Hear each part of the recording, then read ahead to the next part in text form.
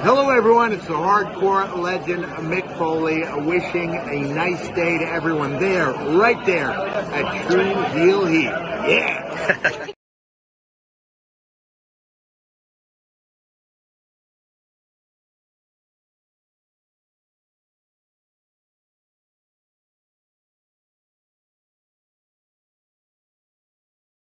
What's up, True Heel Heat? True Heel Heat. What's up? True Heel Heat. All hands on me.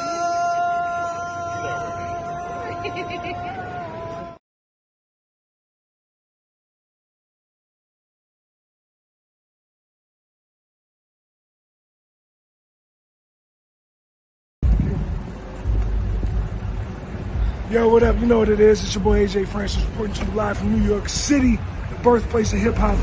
And I'm telling you that I'm only tuned in with True Heel Heat Wrestling. Holla at me.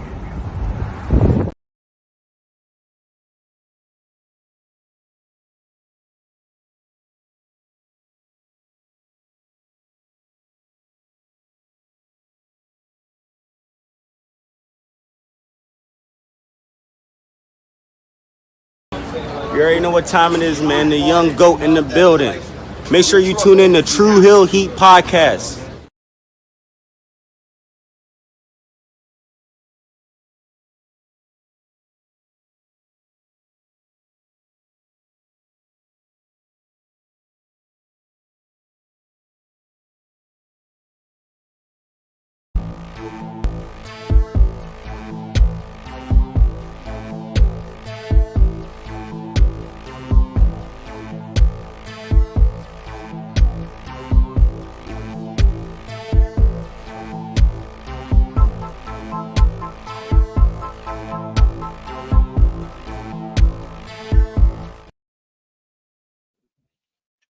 We're here.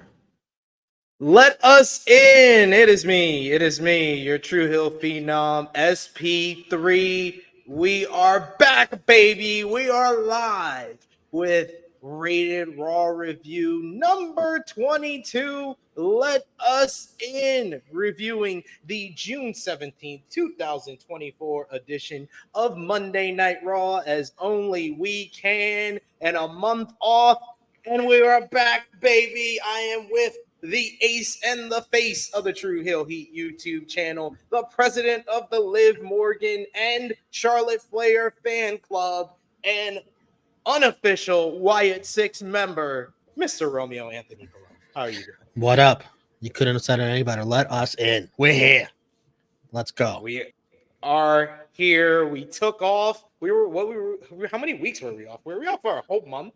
I think we were off for a whole month because the last show I did was with Rob Wilkins, and that was the go home show to King and Queen of the Ring.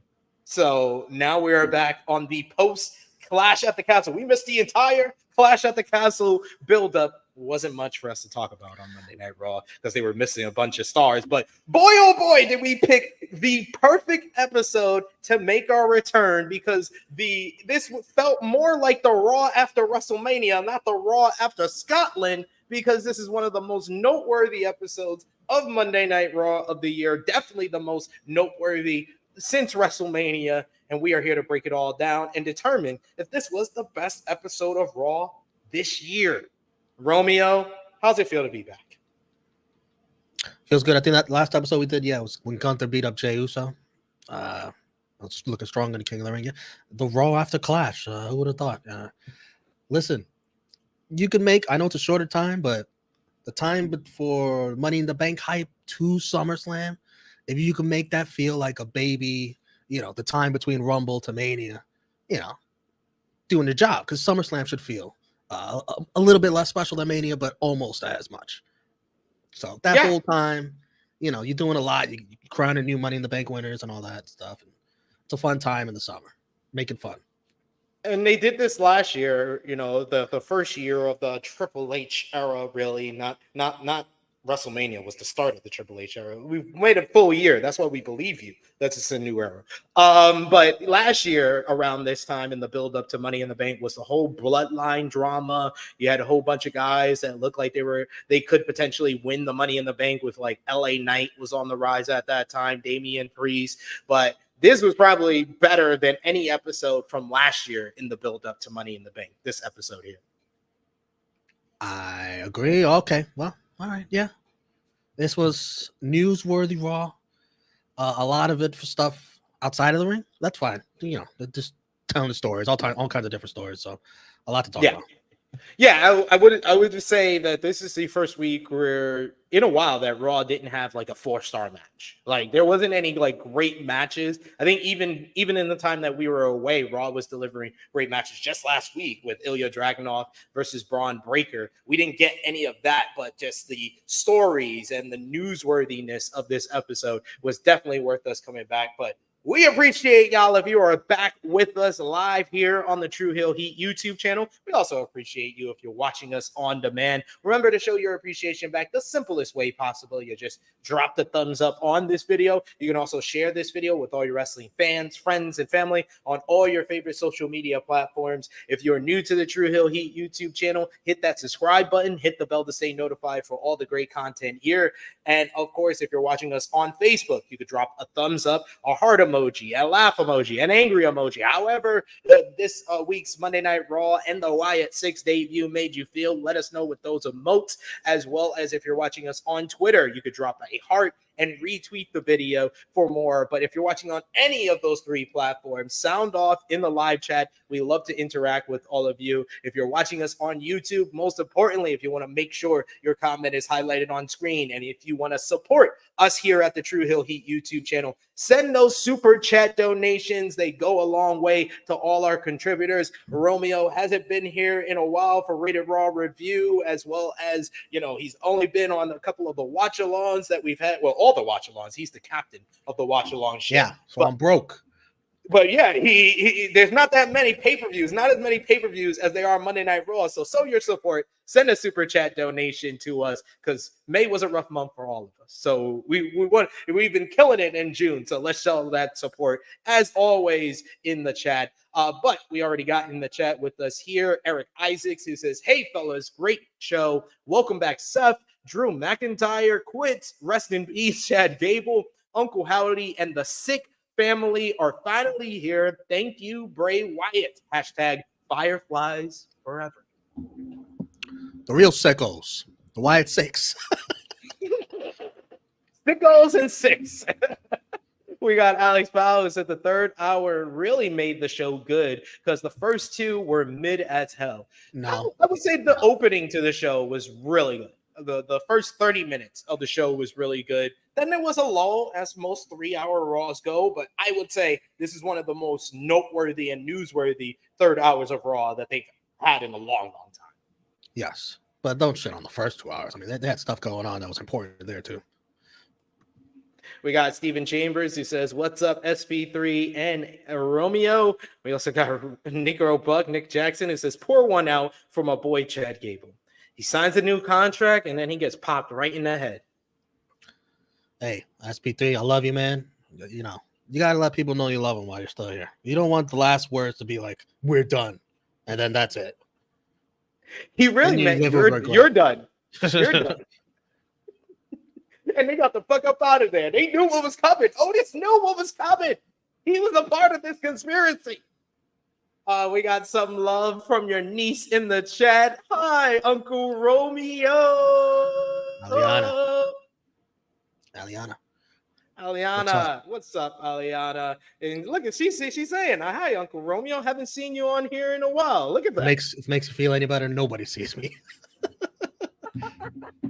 But I'm here. I'm alive. We got Chase. He says, "I love that y'all are back." Romeo chose the right one to, we kind of had this plan. I don't know if Romeo got the tip off. Did he get the tip off from Triple H that this was the week to come back and do our review? Because he did tell me 2 weeks ago, it was like, "I can't do that week. I can't do next week, but the week after, maybe." So I hit him up yesterday. He didn't let me know until 6:30 a.m. my time. I see. Because you see why? The Wyatt Sick6. 6-6. There you go.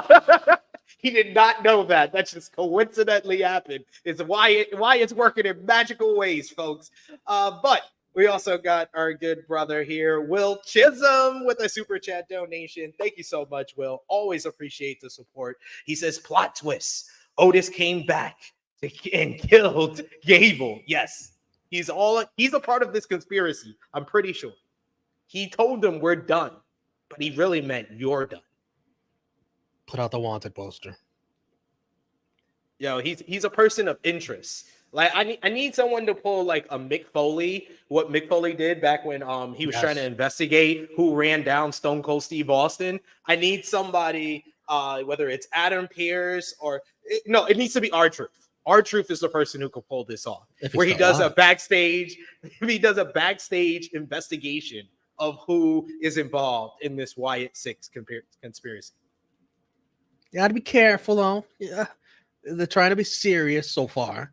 You don't want to make it hokey and too comedic because they'll fuck R-Truth. They'll probably take those. They're trying to make it serious, and they murdered people. Well, we'll get into that. We got LeVay who says Law and Order SWU Special Wrestling Unit. Yes, that's me and Romeo. Me and Romeo are going to get to the bottom of this. If they were still around, Fandango and who was it, Tyler? Tyler Breeze, yes. The Fashion Police, absolutely. We got Alex Powell. Says my biggest issue is where does Wyatt Sick go considering who they work with end? I have my concerns about that as well, but I'm not going to take away anybody's joy. This was very well done. Very well done. Yes. My only hope is that this is not the peak. I will say this before I forget. If this were to be the peak, if this is all it is, if this is the best moment, he gave his brother something to be proud of, no matter what, something that was on his brother's level. So yeah, 100%. Go to the grave happy with that. Yeah. We also got another super chat donation from our boy Will Chisholm. Thank you so much, Will. He says, I know Drew may kill Punk on SmackDown, but do y'all believe he taking time off to be with his wife? Because I know that they said she had surgery. That's a good point, that might be the reason why they did that angle. That is a good point that I didn't think about at the time. Yeah, that could be true. Good point, Will. I have my theory on when Drew will return. Yeah. I think they'll wait till after Money in the Bank. At least, because I think that we've already saw the report from WrestleVotes yesterday, who said that as of last Monday, the word backstage was that Punk was not going to be cleared until the end of July. I know Punk said during the post-show presser for Clash at the Castle that he thinks he's gonna be cleared this week and he'll be able to announce it in Chicago on Friday. But I think it's better that they don't try to rush him back for like a Money in the Bank, put him in a Money in the Bank match, or try to push the Drew match. Then that they build up some more till SummerSlam to do that match. All right, well, now that I know that, I could say that was going to be my guess, that Punk is in the Money in the Bank match and Drew cost him that to get back at him for the Clash of the Castle. But he's hurt, then he probably, won't take it easy. You don't want him taking ladder bumps. None of that. No. It's very delicate. No. Even if he is cleared this week, I would not put him in a ladder match. Yeah, find a way to just you do one of those Ric Flairs where Ric Flair just misses 30 minutes of the match and he comes out at the end. I love that. Or Brock Lesnar where he comes out and takes the briefcase.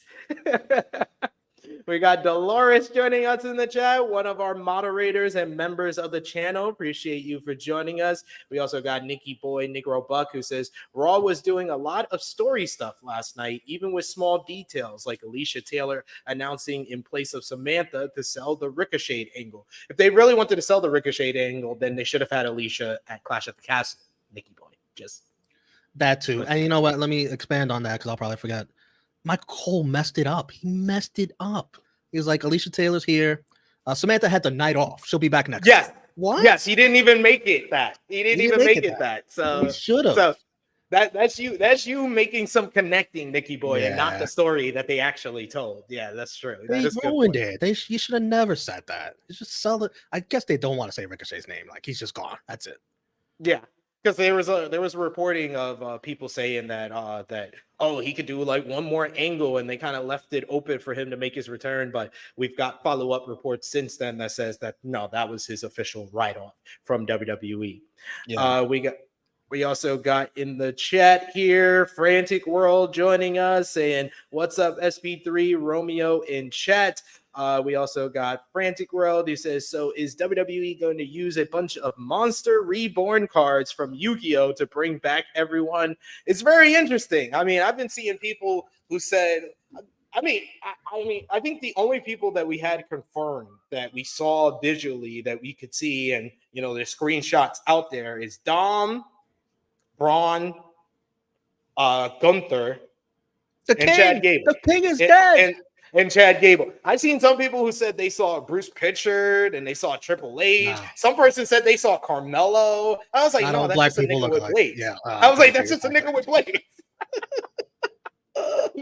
Someone else said they thought the person with the ponytail that got their brain splattered was Ilya Dragunov. Then someone else was like, they saw Cody Rhodes back there. I'm like, where did y'all see this? I was like, I watched it now 3 times.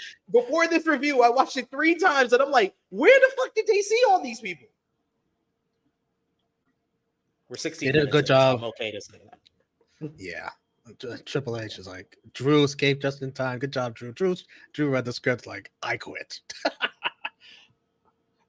Yo, no, but that was great. I will give them credit before we get to, all the rundown of the show. I'll give them credit because that scene with Drew and Triple H was just to establish how the gorilla position usually looks. That was a great touch of storytelling throughout the show. I'll give them that. And the difference later on, it's like all straight out of a movie with all that lighting. Give these backstage people credit that work there at the WWE. They worked their tail off to get all the lighting right, to show you the people they wanted to show you, and like dim out the extras and all that stuff. But you could tell it was really well done. My God. Yeah.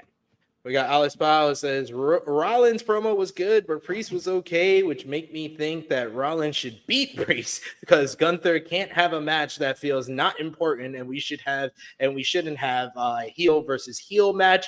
We'll get into that shortly because that was the opening segment for the show here. And yeah, Nikki Boy realizing that they didn't even mention that Samantha was gone to sell the Ricochet injury. No, she was just gone. And then they showed the clip of Ricochet being killed later in the show. So what the? Just to pump up Braun. Did they even mention the name Ricochet? No, I don't think so. I think they did. I think they did actually. But let's get into last night's show. Monday Night Raw was from Corpus Christi, Texas. What did you think about the crowd last night in Corpus Christi? Thought they were good. They were really good at the end for the Wyatt Sick6. And they got, they're in Corpus Christi because like what was on the card? Damn near every Hispanic they had was wrestling in a match. Yeah, even the one they keep jobbing out for no fucking reason, and we'll get into that. See, I lost to a lot of Latino. Okay. Latino and Latino, but the Latino vortex has moved over to Monday Night Raw. I thought it was only on Raw. I thought it was only on SmackDown. It's on Raw as well.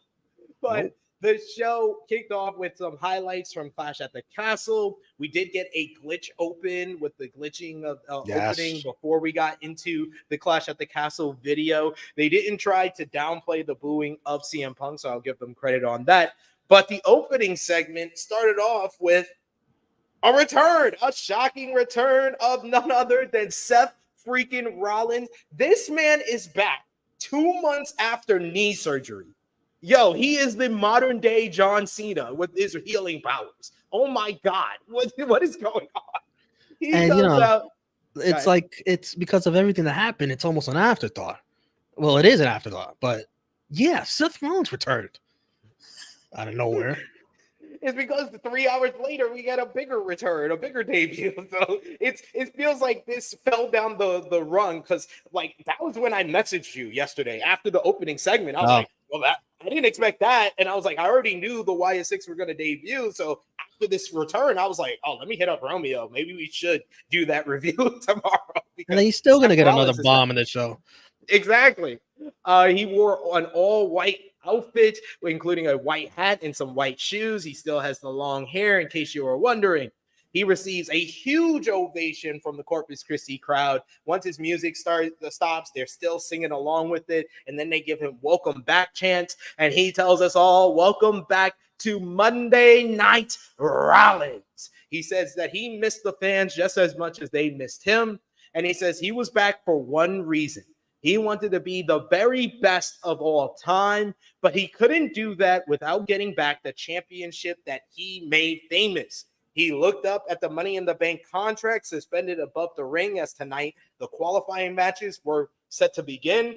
And he says that he was familiar with the Money in the Bank, and he figured it was the fastest way back to the top and to a title opportunity. However, the former senior Money in the Bank and current World Heavyweight Champion, Le Campion, Damian Priest, is here, and he was booed heavily by the fans in attendance. He said that it was good to have Rollins back, and he wanted to tell Rollins something straight up. That he wanted to cash in his Money in the Bank contract on him.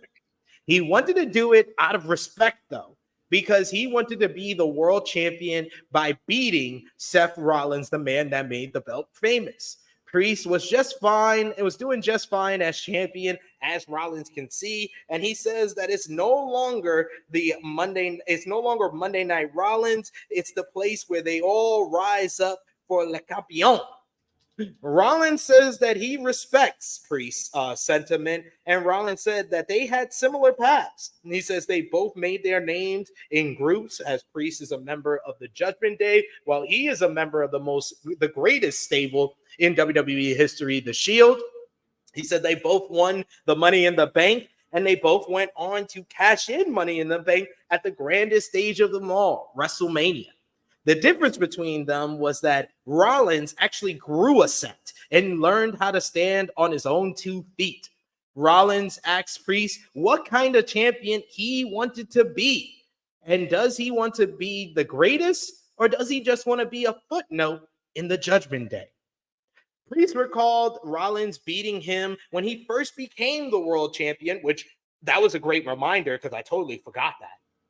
Rollins says that he was better. Priest says that Rollins was better than him at that time, but times have changed.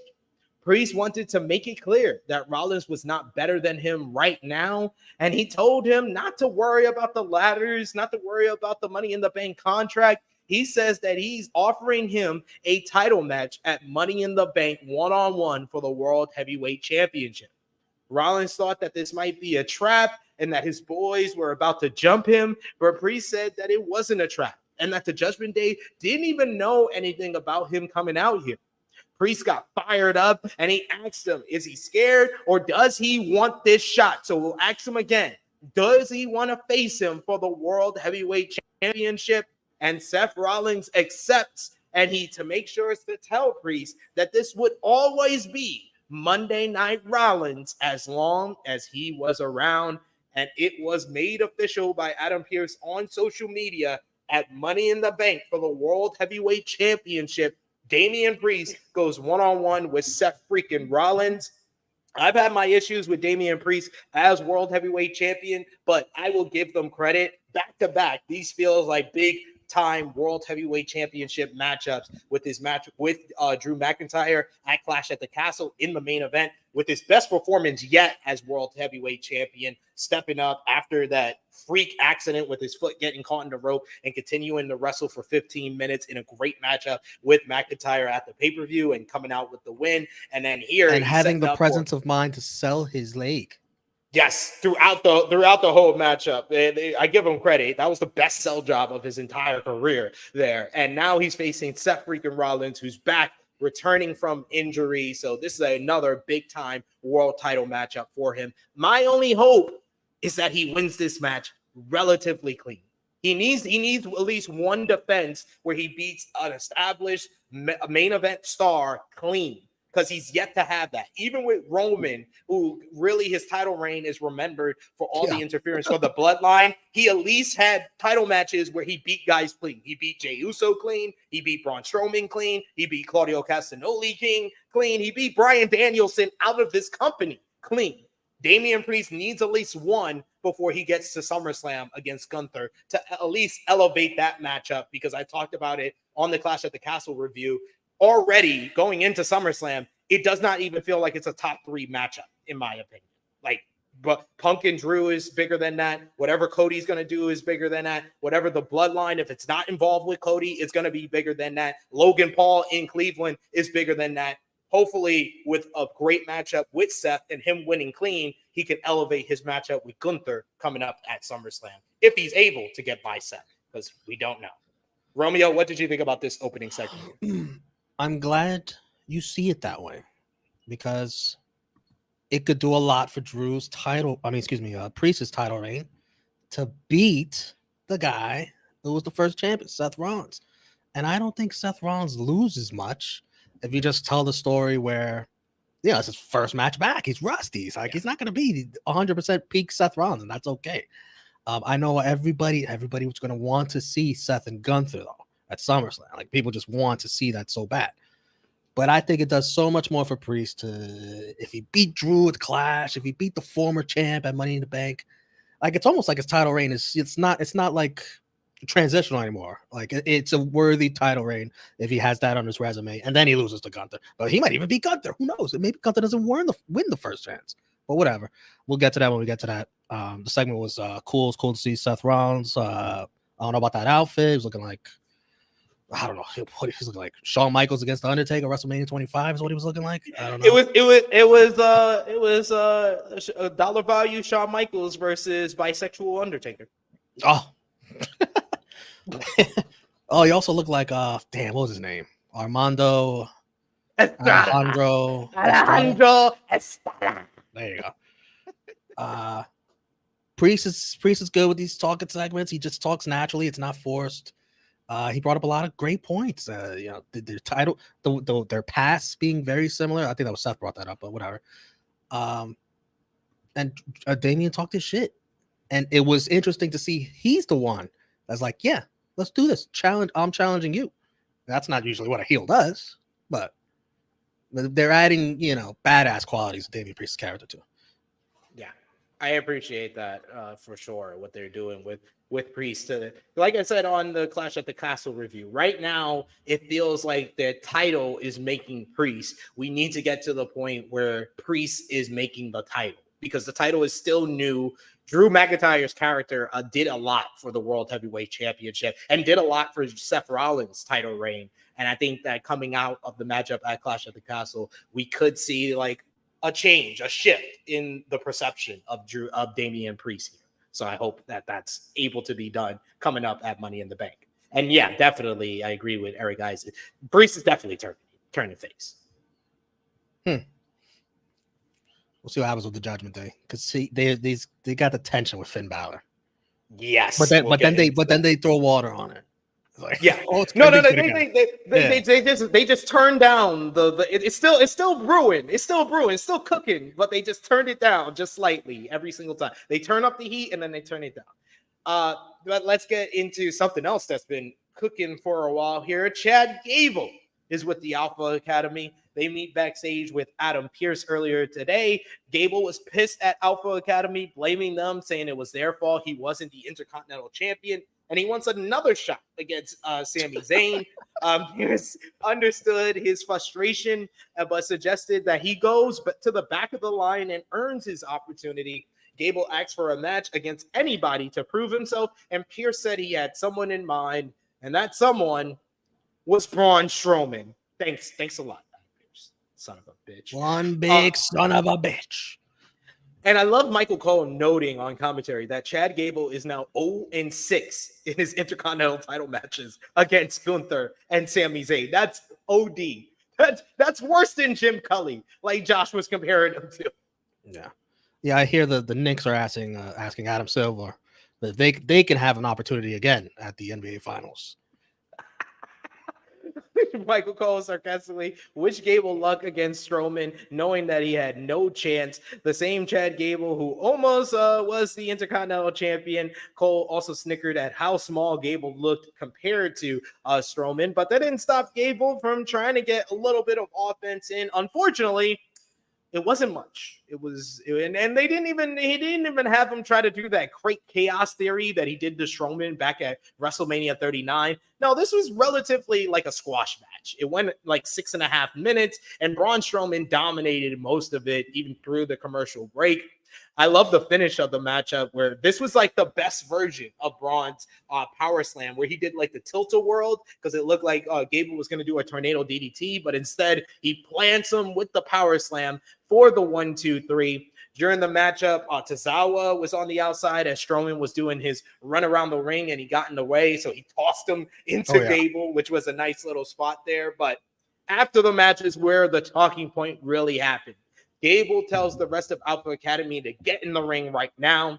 He takes his crutch. He puts his hands on Tozawa, which causes Maxine Dupree to step in front, even on her crutch. So Gable grabs the crutch and chucks it out of the ring. As Otis helps Dupree out of the ring, Gable then turns around and slaps Tozawa across the face, and that was it for Otis. He's like, I'm done with this bullshit. He heard what happened. He turned around, saw Tozawa on the floor. He gets in Gable's face, and he shoves him to a huge hop from this Corpus Christi crowd. They were rumbling here. Otis is even rumbling himself. He did not kill Gable. He gets in his face and tells him that he's had enough. He then instead goes to Tozawa and Dupree, helping them to the back as the crowd chants for Otis and chants, "You suck," at Gable. I will say, I wish that he would have just gave him a World's Strongest Slam. Considering what would happen with Gable the rest of the night, I wish they would have gave us a real emphatic turn here, because it did feel underwhelming in the moment. I know there's still more story to be told here, but considering what happens to Gable, I don't know anymore. But later in the night, we did see Chad Gable come into the Alpha Academy locker room. He starts chastising them, saying that they're the reason why he lost earlier in the night. Well, as we're seeing Otis packing up, he's packing his things, and he tells Gable that we're done. The rest of Alpha Academy have their bags, and they walk off as it seems like Alpha Academy has disbanded. Gable's talking to himself or the camera. I don't know which one. He simmers and says that, you know what? I'm going to do what Otis couldn't do. I'm going to win the Money in the Bank, and I'm going to cash in to become World Heavyweight Champion. And then it was announced later in the night that it will be Braun Strowman versus Big Bronson Reed versus Chad Gable in a triple threat Money in the Bank qualifying matchup. However, shit is rigged, man. Pierce hates Chad Gable. You kidding me? What? He throws these two behemoths in his match? Come on. Well, bro, yeah. Go ahead, continue. I know what you're gonna say. However, I think it's gonna be one-on-one. It's either gonna be one-on, or no, it's gonna be Braun Strowman. It's gonna be Bronson Reed. It's gonna be Bronson Reed advancing by default. And he tweeted. He asked Adam Pierce, "Do I just advance now?" Good job. Both of his opponents got killed. Bronson Reed. Oh, we got another suspect, Romeo. Yeah. Bronson Reed is a part of the conspiracy as well. He had a lot to gain. He had a motive. So we're tallying up the. And he's Australian. Otis, Bronson Reed. Oh, come on. All the big guys. We got a couple of suspects. We're gonna have to go find them and question them. I don't know if either one of us is gonna be able to get handcuffs on either one of those guys. Though. No. So yeah. What did you think about the Gable Strowman matchup and the post match with Alpha Academy? Yeah, the match was fine. It was short and quick, but it was all about the post match there. And I thought everyone acted their asses off there. Even Tozawa. Tozawa's like, you just feel sorry for him. He's a mute, but you feel sorry for him. And Maxine was good, and Otis, yeah. And then the backstage segment. One of my favorite parts there, you didn't mention it, but Chad Gable, almost like, it's like babyface Chad Gable came out for a second. He's like, you can't leave. We're family. And then he goes back to heels, like, all right, whatever. I'm going to win Money in the Bank. I'll show you. And it's like, I thought that was so well done. That was perfect. But I wonder if Chad Gable and Otis is one of those matches that you could do for SummerSlam. That's a big time feel. Yeah, add to that. Could do that. I don't know, but I think that if Gable's going to return, he should go after the people that tried to kill him. Does that make Otis feel bad about what he did? Maybe that's the way they can tie this up, and we can get to a bigger moment of Otis turning on Gable, because that's what I said. I felt underwhelmed because I felt like he should have at least gave him the World's Strongest Slam after the build-up. Yeah, I don't think it's over, because even later on in Sami Zayn's promo, what he says, he's like, I think Otis one day they're gonna know when to leave Chad Gable. This was after the fact. No. It was. I don't think it was after the backstage segment. I think that was. But he said that before the backstage. But still, they had the in-ring thing. But like, Yeah. he figured that was it. No. Yeah, he figured that was it as well. We got Alex Powell in the chat. He says Otis should have been more physical because Gable literally got murked, and I wonder if Otis' story is going to get talked, considering Chad is going to feud with Howdy. You could have like Alpha Academy kind of just come back to their coach's rescue, and they be the ones that feud with the Wyatt Six. You could. I mean, the Wyatt Six, they got a whole hit list. I saw someone ask, who are they going to feud with? Everybody. It's like, the natural thing. The natural is Braun Strowman, because that's already writes itself. Yeah. We got Big Man Dogs. He says it's Otis' fault. Chad would have been safe if they went home together. Points were made. Very valid point there. Next up, we get Pat McAfee talking about the current Liv Morgan and Dirty Dominic Mysterio saga that's been helping our shorts. Thank you guys for 111,000 views on our Liv Kiss Dom short on Monday Night Raw. And you can check, if you like smaller versions of reviews of Raw, Chris G will continue doing those on our short Raw shorts as we go along, as well as our Rated Raw reviews. But Pat McAfee has this Pat Telestrator as he's analyzing some replays from last week to reveal, about the Liv Morgan offering her hotel key to Dirty Dominic Mysterio, as well as Liv falling on top of Dom and caressing his face. And he even points out what I've been pointing out all week, that Finn Balor was the one who took Liv Morgan's hotel room key during that final segment of the Judgment Day in the Judgment Den. McAfee also called Judgment Day assholes, and that wasn't censored, as he points out that they have a Rey Mysterio toy and they're talking shit about Rey. He stays shitting on Judgment Day. I love it. Yeah, Pat McAfee was great. Judgment Day is in the Judgment Den as Balor and Priest talk about what Priest's challenge to Seth Rollins, and Balor says that he has his back if he needed it, but Priest kind of brushed that aside, which Balor didn't seem pleased about. He then asks him about the hotel room key and how he grabbed the key all shady and shit, and Balor was offended by that. He said he took the key to protect Dom. He said the key was in the trash. Priest didn't mean anything by it, but he did think that Balor has been distracted lately. He wanted to know what Balor was planning to do. He said he's got the Money in the Bank qualifying matchup in the main event against Jey Uso and Rey Mysterio, and he wonders what he's going to do if he wins the Money in the Bank contract. And Balor told him that he plans on cashing in to become champion against Cody Rhodes. They laughed. Even JD was like, "Ooh, well, that was close." Meanwhile, in the background, we see Dirty Dom is frantically looking for his purple cow vest, but he couldn't find it. We get Carlito, who laughs and said he must have left it in Liv Morgan's locker and Liv Morgan's hotel room. And the rest of Judgment Day didn't like that joke, as Priest tells Carlito to go get ready for his matchup, and he calls on JD and Dom to come along with him. What did you think about the Judgment Day? And I've been enjoying the Judgment Day slow burn here as of late. Like I said, this is like this is not long-term storytelling too much. A lot of this Judgment Day stuff is a story being told very, very long, because we've had dissension within the Judgment Day for about a year now. But I have liked it as of late, how they've incorporated it with the Liv Morgan drama. It's great. Freaking love the Judgment Day and all their drama, man. Finn Balor's doing awesome stuff. I mean, that whole Money in the Bank briefcase thing, and Carlito's hilarious. Oh, Carlito fits in. I didn't think Carlito was going to fit in at all. He's fitting in great as the rookie prospect, whatever they want to call him. Yeah, the Finn Balor stuff. I low-key want him to win the briefcase, but Jey Uso's in the damn match. He ain't losing. Yeah. I was like, who's gonna win?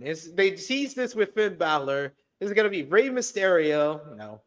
Or is it gonna be the guy who cut a promo 2 weeks ago about how he wants to be Money in the Bank? I think it's gonna be that guy. Man, Yeet in the bank. No one's stopping him. In the bank. Finn, LOL, says Josh. We also got a super chat donation from our good brother Will Chisholm once again. Thank you so much, Will. He says, Finn sound like a guy who got caught looking at another woman. Indeed. It's a cock blocker, and people are giving him shit for it.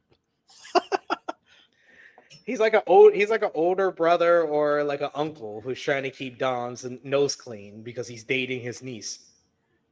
Yeah. Next up, we get our first Money in the Bank qualifying matchup. Thank you so much once again, Will Chisholm. The Money in the Bank qualifying triple threat is Io Sky versus Kiana James versus Selena Vega. They went to a commercial break really early on in this matchup. When we come back, we got some nice exchanges with Sky. Made her way to the top rope, but Selena Vega used a 619 to knock her off the middle rope.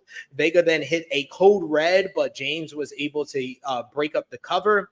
At this point, Liv Morgan came down, and we realized that who has Dom's purple cow vest? It's none other than Liv. This distracts Selena Vega, who got into a brawl last week with Liv. This allows Kiana James to knock Vega off the apron. Io Sky capitalizes and hits James with a big slam and then goes to the top rope, hitting the over the moonsault for Io Sky to advance into the Money in the Bank ladder match. Of course, she was the winner of last year's Women's Money in the Bank, so this makes sense for Io Sky to get the victory here as she is trying to change the fortunes of Damage Control. Not much to this matchup here, even though like 3 people in the crowd gave it a "This is awesome" chant. A lot of it was taken up by the commercial break, but I thought it was nice with the advancement of the Liv and Zelina drama there. What did you think? Pretty much the same thoughts. Trust me, I was ready to give Kiana James hell, but she stayed out of the way. She was okay. So nothing to say about that. And Io Sky has to win. She needs to be in the match. And Liv Morgan, I know we've been away for weeks, months, but oh my God, she is doing the best work of her career, nailing this character, everything about this character that it has to be, with the Liv Morgan revenge tour and then the flirtatious seduction. She is off the charts, and that's why I've become president of the Liv Morgan fan club. She is my number one right now. We need like a bumper that's like cat. It's true. Like you jumped on this bandwagon in February, sir. Yeah, no. How you become president? You just been here. I've scaled since February. I've scaled the ladder of success, like the Money in the Bank. I've climbed the ladder. It's ridiculous. It's ridiculous. You haven't been shooting in the Liv Morgan gym long enough. Promoted quickly. We got Queen Monet. It says Triple H also just showed the Money in the Bank poster, and it has Jay with a Yeet in the Bank case. I would be so shocked if he didn't win. I hope he doesn't. I'm sorry. I'd rather the bloodline cost him Money in the Bank. I gotta see the whole field. I'll let you know. Yeah. We got Aubrey James, who says Finn wins Money in the Bank. He also says Finn makes story sense to win Money in the Bank. Definitely, because they set it up nicely with that backstage segment. So I hope there's like a last chance. It's gonna be his only chance. Yeah, last chance slot for the last spot for Monday Night Raw. We also got King Potato, who says Liv is definitely trying to nail a character. All right. Come on, man. What are we doing? You got me there. S. Dot saying, now I'm cool on Jay winning. I don't see it being interesting, Jay winning Money in the Bank. No, it's never that interesting when a babyface has Money in the Bank. This might be I like the idea of Chad Gable winning too. Yeah, Gable's an interesting one too, if he didn't get killed. Yeah, that's true. Jay says back to square one. Jay says Jay winning is too obvious. Triple H don't like the obvious. That is also true. That is also true. I don't know if they would put him on the graphic and then have him win Money in the Bank. It seems like they've done it before. Well, no, I Yeah. guess not Triple H's time. Who was Yeah, on not the the poster Triple- last time? I don't even remember. I don't think Priest was on the poster last year, or was EO on the poster last year? I don't know. Don't remember. Will Chisholm with another super chat donation. Thank you so much, Will. We appreciate it. He says, I could be looking too deep, but with EO saying damage control has to change, means she may bring someone in, maybe from Marigold, maybe not Julia, but someone else, because she did put Kyrie and Asuka in. This is true. She does have a big matchup with Yutami Hayashita on July 13th at Marigold. Maybe that will be the recruitment for Yutami Hayashita to get a spot in damage control. But what do you think? What do you think about the current story with EO saying that Because she would be needs to change? She's not signed to Marigold? Who? Yutami? Yeah. I mean, Marigold is basically working with WWE, so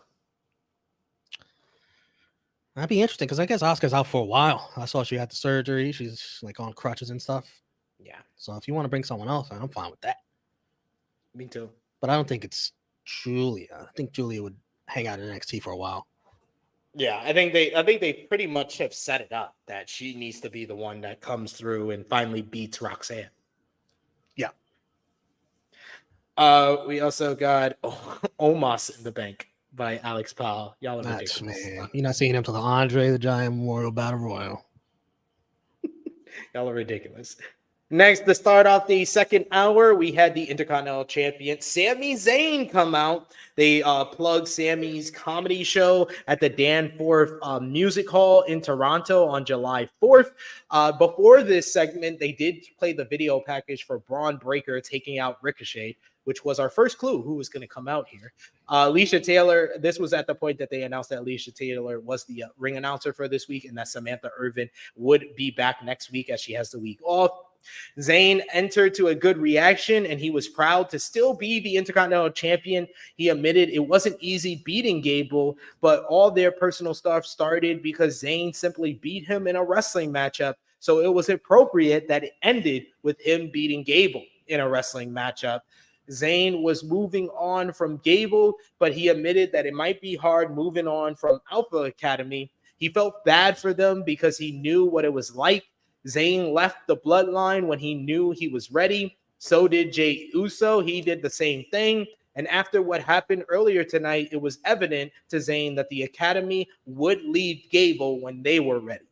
With that said, it was time for Zayn to look forward and do his job, which was to defend the Intercontinental Championship, which led to the badass Braun Breaker interrupting. And Breaker let Sami know that he was on notice. Breaker says that he didn't have to say much because Zayn knew why he was there.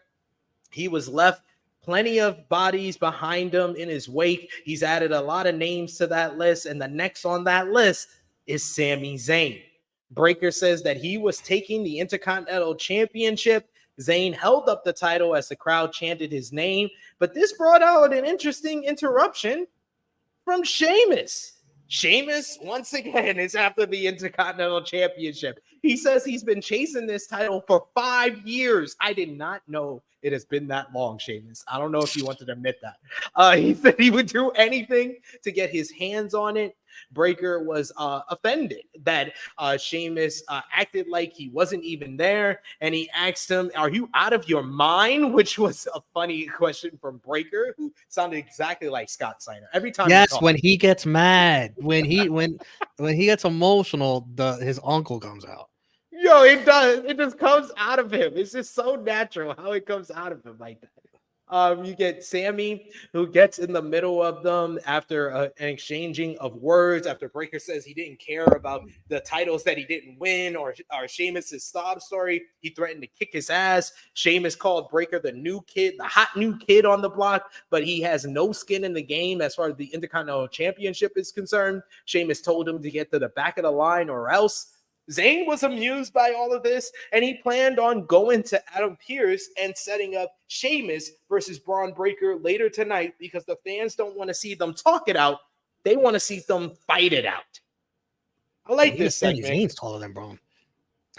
I like this segment a lot because I think it was a logical move. Like, I really wanted Chad Gable to win the Intercontinental Championship, but the way they've been building up Braun Breaker, it was inevitable that he was going to be in line for some championship gold. And if you're not going to put him in Money in the Bank, it makes sense for him to target the Intercontinental Championship when you have such a great underdog babyface like Sami Zayn as the champion.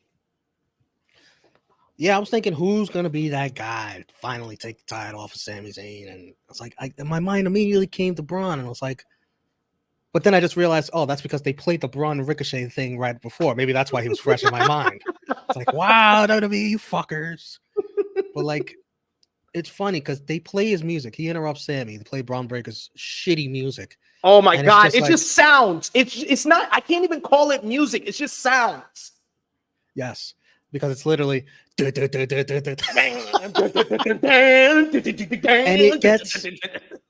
it gets no pop because it's so bad. It's not indicative of Braun because the people do want to pop for Braun as we see this in this night. They do the barking like they're on Braun's side. They're warming up to Braun, but the music does him no favors. People don't get excited for that music like, yeah, Braun's here. No, it has the exact opposite effect where it's just crickets, and Braun doesn't deserve that. Braun deserves better than that. Get him. His old theme was just fine, and it's made by the same freaking people. I don't get it. But anyways, the talking segment, it was fine. I like Sheamus coming out there, and when they booked Sheamus Braun, I was like, oh shit, here we go. We getting that tonight? Let's go. Yeah. Unfortunately, they're setting up a triple threat fatal 4-way feud, so we got a lame DQ. Spoiler alert. We do got a super chat. I don't need Braun winning right away. That's fair. That's fair. I would have liked it more if Ludwig just cost him the matchup instead of. And let me tell you something. Like, okay, we might as well talk about it now. I didn't think the match was good. Well, we'll get let's later. We'll get into that because we got a super chat donation here from Will Chisholm. He says, "I laughed so hard when Sheamus said, 'What's the crack?'" Yeah, what the hell is that? Is that what the hell? Irish saying? What's the crack? You better be careful what city you ask that in. Don't go to Utah. Oh. Was it Utah that The Rock said was crackheads? Or Phoenix? It was Phoenix. Salt Lake City. Yeah, Salt Lake City, Utah. The number one city for cocaine and meth use. Don't say that in Utah, sir. That's all I will say. We got Alex Powell, who says Ricky Stark's Def Rebel music is going to start with "The Revolution is Televised," then generic sound. Oh my God, that Ethan Page music is horrifying. It's horrifyingly bad. It's so bad that they tried to mimic his AEW theme, and they just totally shit the bed on it. Ego. So bad. It's so bad. Yeah, I think it was Phoenix because I'm pretty sure Salt Lake City is the people that do incense. They were the incense. They do incense, and then it was Phoenix that is the crackheads. That's what I'm pretty sure. I'm sure. I don't know if I have that mixed up. Let me know in the chat. We get Dragon. You're muted, by the way. We get Dragon Lee with a video promo talking about his rivalry with Carlito, that Carlito attacked him and cost him his WrestleMania spot. We then go to Jackie Redmond, who is backstage with the new WWE Women's Tag Team Champions, Alba Fire and Isla Dawn. Fire said that it was a dream come true to win the titles in front of their friends and family. Dawn said that the time for celebration was over and they were ready to take on anyone. This brought in Shayna Baszler and Zoe Stark, who interrupted, noting that they beat Fire and Dawn last week, and Baszler made Jay Cargill tap, but the referee didn't see it. Zoe said that Fire and Dawn were just keeping the titles warm for them, but they were going to focus on Money in the Bank, but when that was done, they were coming for the gold. Any thoughts? I love Isla Dawn. Are you talking from the same mic? I think your mic is unplugged. Changed? You sound weird. Yeah, you sound like you're in a bowl, and I'm hearing my sound back a little bit too. Now I don't hear you at all. I see your mouth moving. Okay. No. There we go. You're good. Okay. You're good. I can't even get the mic to work. Shayna Baszler talked justified shit. She was right about on all counts. Deserve a title shot. Absolutely. 100%. Jade tapped.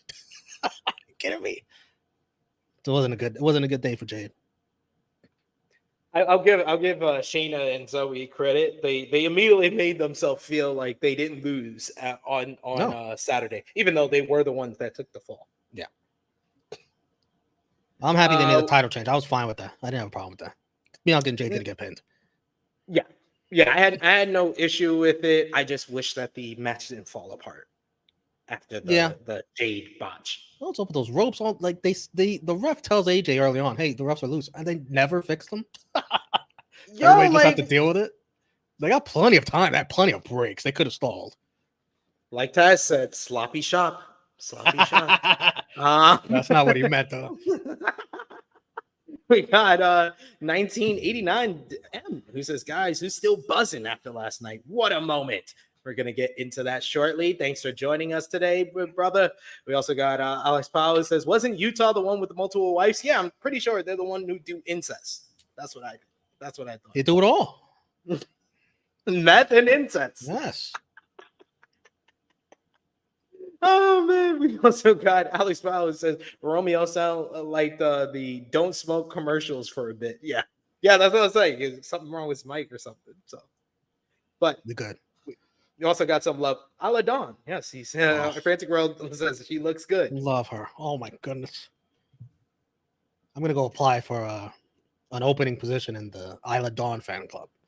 Work my way up and over there too. You know, I don't know what happened, but she got thicker since her NXT UK days. So, he's already a member. Making sure my missus doesn't quite. Next up, we had a grudge match. It was Carlito going one-on-one with Dragon Lee. These two men, former members, together in the LWO. Carlito coming out with the Judgment Days, Dominic Mysterio and JD McDonough, while Dragon Lee came out with the LWO's Rey Mysterio and Joaquin Wilde.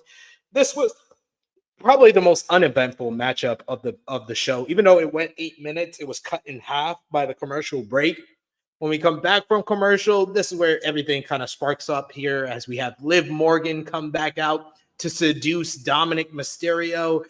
In his vest, Dom wanted it back and asked where she got it. This led to Zelina Vega coming from behind and attacking Liv. A brawl ensues between the two women. Dom takes a cheap shot at first Joaquin Wilde, and then he takes a cheap shot at his dad. They start brawling for a bit here. The referee is distracted with all the action on the outside, which leads to JD McDonough coming along the other side and tripping Dragon Lee, which allows Carlito to hit the backstabber for the 1-2-3 and pick up the victory here. Like I said, uneventful matchup, and it was more about what happened at ringside than what happened in the ring. But Dragon Lee, oh my God. This might be like, I had high expectations. He came in hot in NXT, and they gave him a short run in NXT. But ever since he's been called up to the main roster, I'm just like, what are you doing with Dragon Lee? He could be one of your premier high flyer, but he just loses every big matchup possible, it seems. Well, it wasn't clean here in this instance, so that's fine. Yeah, Carlito has to win some matches to justify his staying with the Judgment Day. Otherwise, they just boot his ass out. So, and that's your family, so I understand you taking up for him. That's the other way to say it. Yeah, we're both Colognes, folks. Have the same last name. And Carlito, he must be getting some like Judgment Day gear being made. It's not finished yet. Keeps wrestling in freaking pants and t-shirt. He is. Beat it up. Someone told him, I don't think your body is now conducive for the shorts anymore. Damn. Come on. We got Big Man Dogs who confirms, Utah do have the multiple wives thing due to Mormons. This is true. This is true. Nice. That is a good point. Deion Jenkins says, Finn could cost Priest at Money in the Bank, setting up Finn versus Priest and Seth versus Gunther at SummerSlam. I'd rather the Finn and Priest breakup. They do that first matchup at WrestleMania. That feels like a WrestleMania 41 match. It does. We also got here Alex Powell, who says Dragon Lee did take Ricochet's spot. Yep. Ricochet's spot of doing some cool moves and losing. You know what I was thinking? Speaking of Lee, I feel like Wesley is going to take that Ricochet spot if Dragon Lee don't. It's going to be one Lee. It's going to be some Lee. It's going to be one of these Lees. One Lee going to take the spot. Next up, we see Drew McIntyre walking backstage as he is ready to talk for the first time since getting screwed by CM Punk at Clash at the Castle. As he's walking through the back, we get another glitch as we see, and even Michael Cole and Pat McAfee are like, oh my, I think they're coming tonight. And then they move on very shortly. This was more. They definitely came. Yeah, they definitely came all over the backstage area. This leads to that's when we had the segment after that, after commercial break, with Gable berating Alpha Academy and Otis telling them they're done. Then we go to Drew McIntyre segment. Drew comes out. They show footage of him throwing a Bret Hart level tantrum after Clash at the Castle went off the air. The crowd is chanting for CM Punk. So anyone who was wishing it was a double turn, your prayers were not answered. Drew gets on the mic and he says Punk's name. He says CM Punk, and it was mostly cheered. McIntyre said Punk's name again, but he couldn't muster anything. Drew was obviously flustered and distraught. And then he finally gets out something out of his mouth and he says, I can't do this anymore. Screw this company. I quit. He drops the mic. He walks out the ring. Adam Pearce, the Raw general manager, approaches him in the aisleway, tries to plead with him as he storms off. They abruptly go to commercial break. As we go to the backstage area, coming back from commercial break, we see that Triple H spoke to McIntyre, and McIntyre said, I saw you in the press conference. I saw you thanking CM Punk. Fuck you, man. Come out of here. Pierce tries to follow him, and McIntyre basically blames Hunter for this because he brought CM Punk back. So I do agree. Hunter is a part of this conspiracy against Drew McIntyre.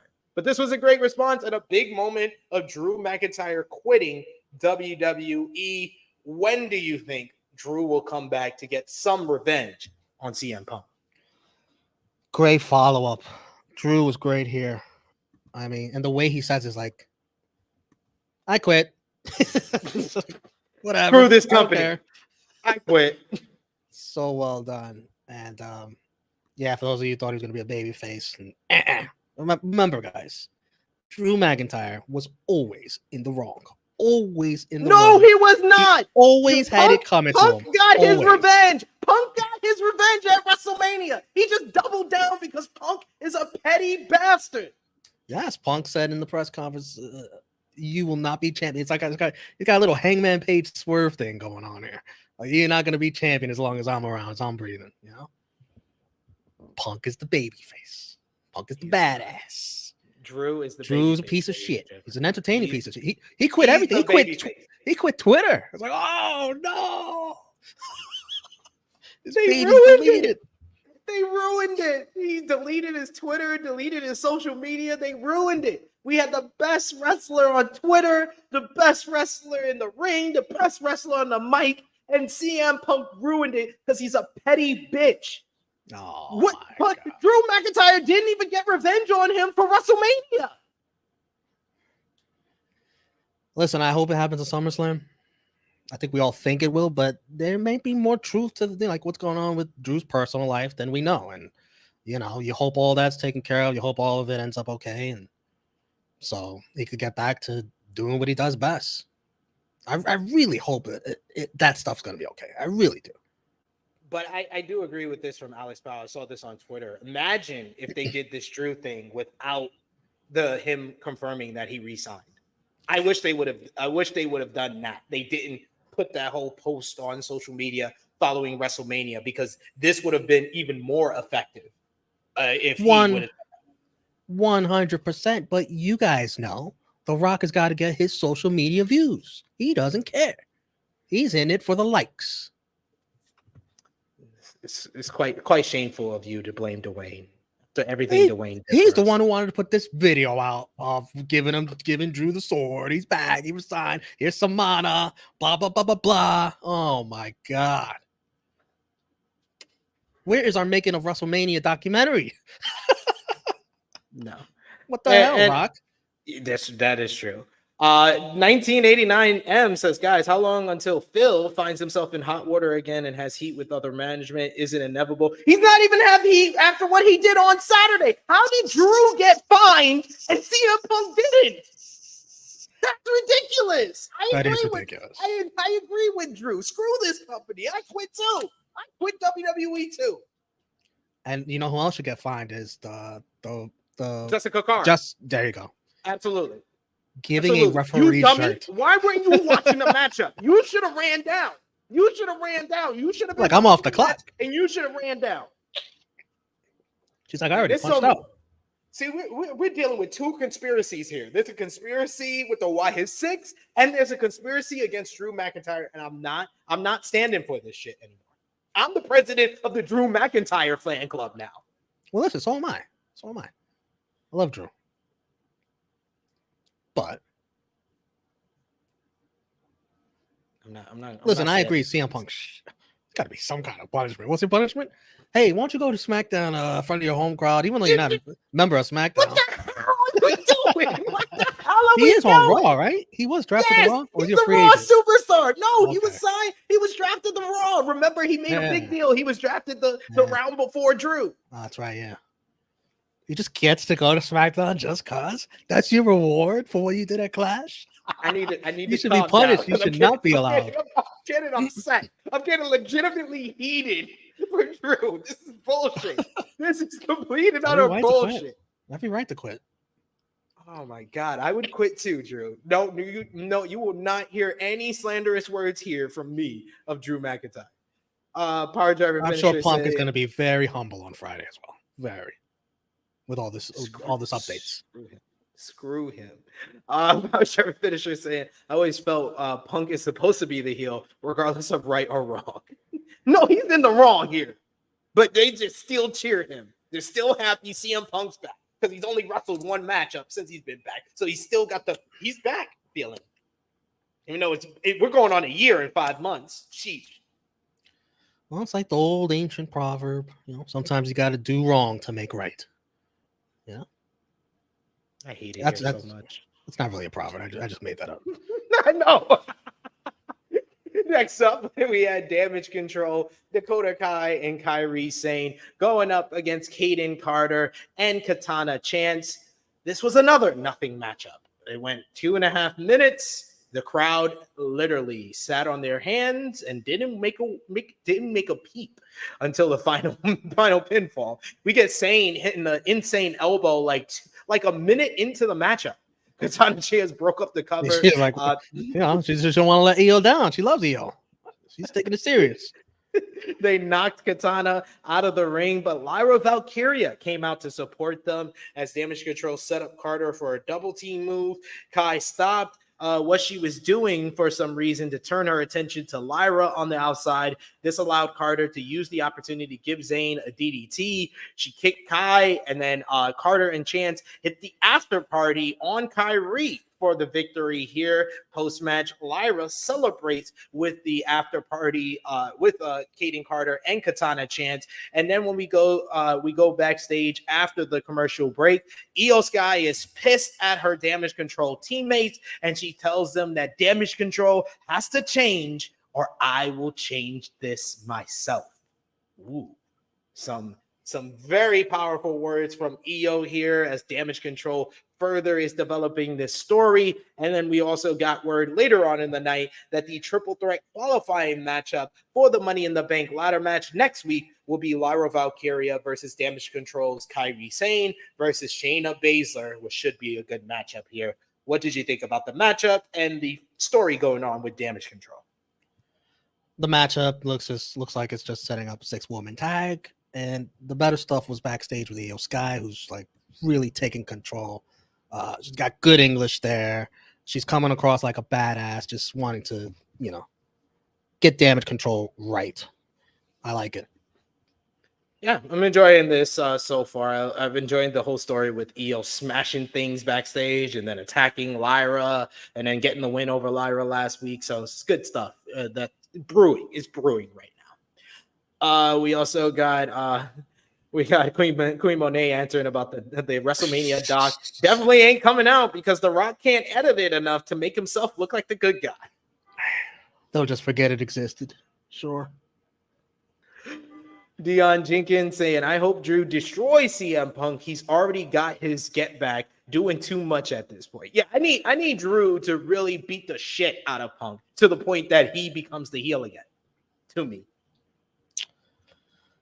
I think this is going to eventually be a Hell in a Cell match, huh? Yeah, I think you do the first After match SummerSlam? at SummerSlam, and then it builds. I think they're aiming for October 5th for Bad Blood. Which is going to be the 27th year anniversary of the first Hell in a Cell matchup. So I can see that. And maybe after the match, you have the Wyatt Sick6 jump Punk. Oh, I don't work for Punk, brother. I'm not doing any of that goofy shit. You're going to open up a box of donuts, like, save that fantasy book and shit for your True Heel Heat YouTube channel. We see Sami Zayn entering to watch the upcoming matchup here. When discussing what Braun did to Ricochet, Cole mentioned, who knows if we'll ever see Ricochet again. So, they did say his name then. Yeah, they did say his name. We got Sheamus going one-on-one with Braun Breaker next. This one saw Braun hit a running clothesline, but Sheamus responded with a big backbreaker and a rolling senton. Sheamus knocked Braun out of the ring and hit a clothesline off the apron. Braun came back and knocked him off the apron with Sheamus leaning against the announce table. Braun did this crazy looking leaping clothesline off the apron, sending both men over the announce table. When we come back from commercial break, Sheamus was fighting out of a rest hold. He tries to make his comeback, but Braun drops him with a gut buster. Sheamus eventually fights back. He hits strikes, a clothesline, a swinging side slam. With Sheamus coming back, he hits the 10 beats of the Bowery. The scariest moment of the matchup was when we get Sheamus sitting on the top rope. Braun tries for his leaping up Frankensteiner, but he slips and he nearly lands right on his fucking head, but he just no-sells it like he hit the move. It's great. And then Sheamus no-sells it. It's like, Sheamus, I ain't selling this. Get over here. Yeah, he's like, I didn't get hit with anything. He picks him up, hits the white noise for a near fall. Braun hits a clothesline. Sheamus hits the lifting knee strike. That was at this point that he hit the 10 beats of the Bowery. Actually, Sheamus sets up for the bro kick, but then out of nowhere, Ludwig Kaiser trips him up and then attacks his knee, slamming it against the ring post for the DQ finish. Sheamus went after Kaiser until Braun nails Sheamus with a big spear on the outside. Officials follow Braun to the aisleway as he cross paths with Sami Zayn as he's walking back. All the officials are focused on him, which allows Ludwig Kaiser to continue his attack, further attacking the leg of Sheamus. He puts it up against the steel steps, and he's going for his around the ring drop kick to the leg. But the way they shot this was superb. This was my favorite camera shot outside of the one-shot debut for the Wyatt Sick6, where they did a wide shot, and you see Ludwig running around the ring. At the same time, Braun gets loose from the officials, and he beats Ludwig to the punch. It's a spear, full throttle spear. He went 30 miles per hour around this fucking ring. Braun is totally hyped. This is one of the best parts of the show for me. He's riled up. He's getting hyped after laying out both Sheamus and Ludwig Kaiser. Then he gets in Sami's face. Sami puts up the Intercontinental title. So Braun pushes him as officials get in the way of each other. The DQ finish to this matchup was disappointing, but I thought the post-match was great. It made Braun once again look like the killer, look like the path of destruction is continuing, and him getting into Zayn's face furthers the start of this feud that we saw on this show. Good stuff as far as building up contenders for the Intercontinental title here. But like I said, I could have done without the DQ finish. Yeah, I was kind of disappointed with the match outside of the few parts where Braun is just freakishly athletic. That's always entertaining. But I felt like this could have been a lot better. But then I understood with the finish, it's like they saved something. Like they didn't go all out for this just for the DQ finish. So I hope we eventually do see what Braun and Sheamus are capable of doing in the ring against each other in a real match that has a conclusive ending. I hope we do get that.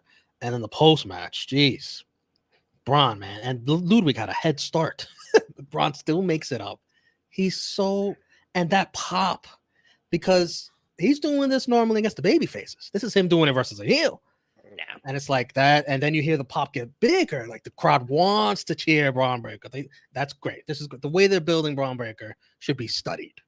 They haven't messed it up yet. They still could. There's still time.